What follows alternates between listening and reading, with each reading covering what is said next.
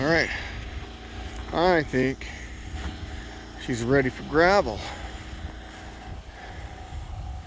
Gotta put gravel up in here, up here, up there, down here. I might have to take, it looks like there's a little hump right there. I don't know what,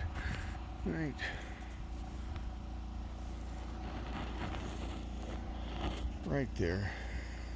It's not bad. It's kind of level, just kind of a, I might just skim that off tomorrow. Yeah.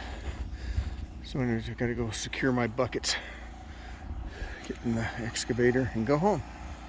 Look at this beautiful sunset in the burn scar. Well, I ain't gonna burn again.